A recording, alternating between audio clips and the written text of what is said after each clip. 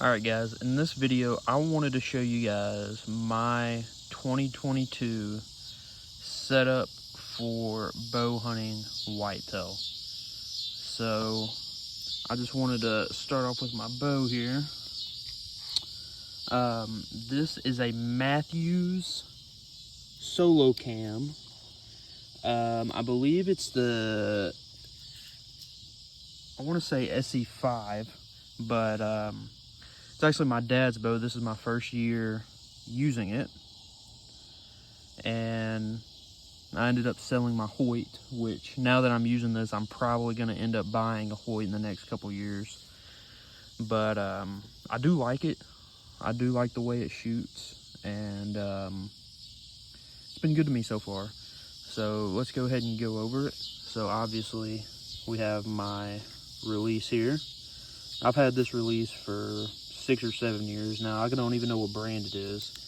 I think I bought it at the archery shop actually, but I had it for a long time. So, and then as far as the bow goes, it's pretty simple.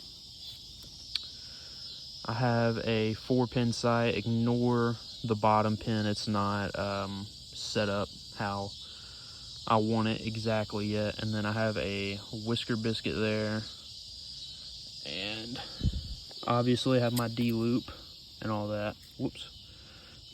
And I have this little sling my dad got. I always had a hard bow case, and I never had a sling for it. But I started using that. I like this way better. But huge fan of that. And I have the bow currently set on, it's on 60 right now with I have a 29-inch-ish draw length. And I always put it on 60 this time of year. It's just now the end of August, and our bow season doesn't open up till the end of September. So that's how I keep it right now. And then once we start getting closer to bow season, then I will change it. I'll probably push it up to 65, and that's about as high as I go. And then my arrows here, I'll just have field tips on them right now. I have a couple Easton, a couple Storm arrows, 300s, and they're all the same length, but they're just in the quiver at different heights, but they're all the same length. These are all 300s. I really like these arrows. They fly really good, and I actually figured out, from what I've seen, the Eastons have honestly flown a lot better than the Storms, but that's just a matter of opinion, I guess. But to me, they look like they fly way better than that. I feel like they shoot more accurate too. But here are the arrows, and I'm going to switch those nocks out for lighted nocks that I have that I'm only going to use while I hunt. But here are the arrows, and like I said, I just have field tips on them right now. And there's that. And now we're on to the most important part, and that is my Broadhead selection. And there it goes right there.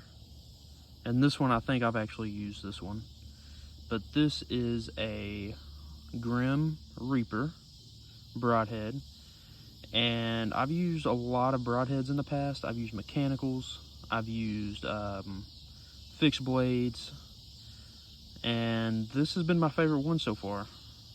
I used fixed blades the most, and then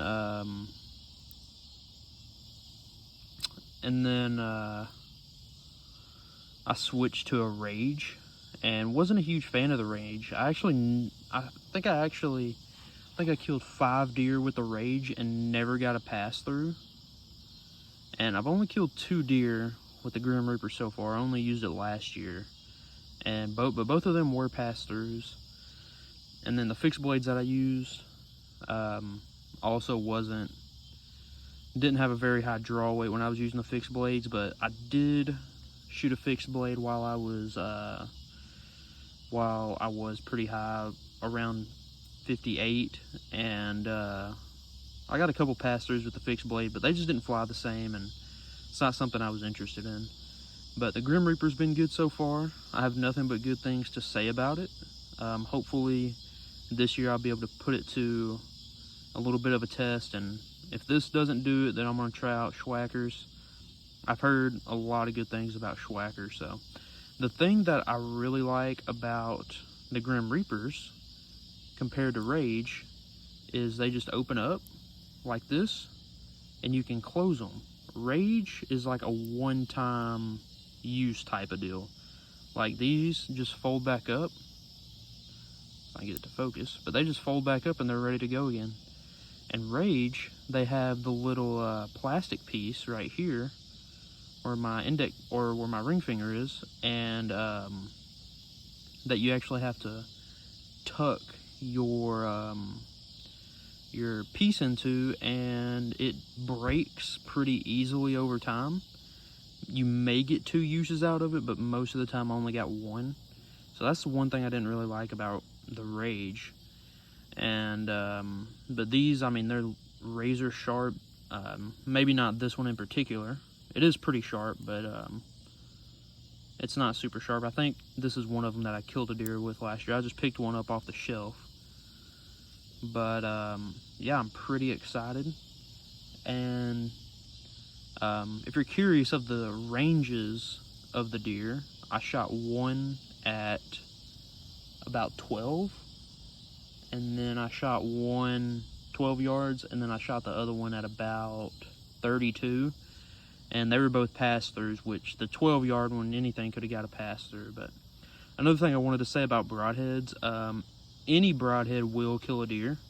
I'm just trying to figure out which ones I like best, and so far it's been these guys right here, but I'll have to do some more experimenting.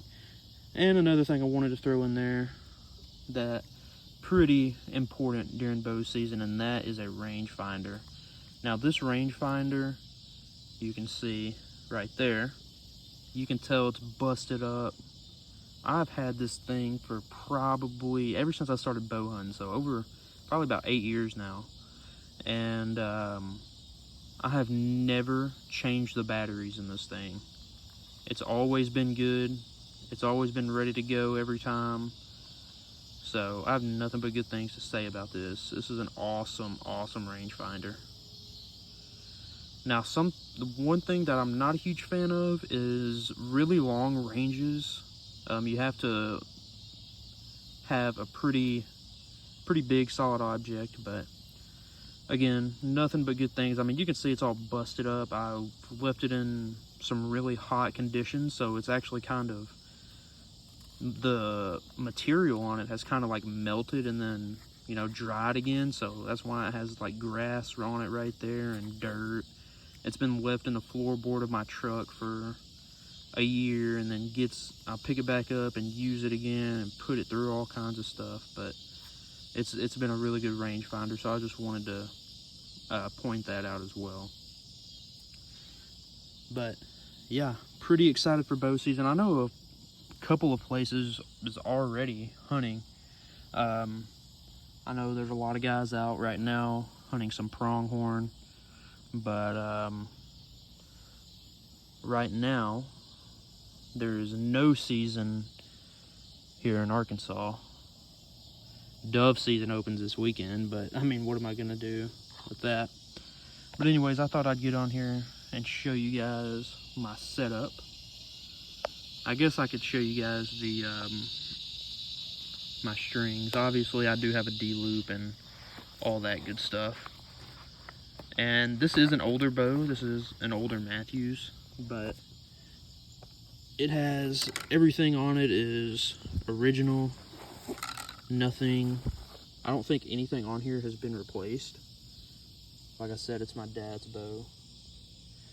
Pretty slick setup here.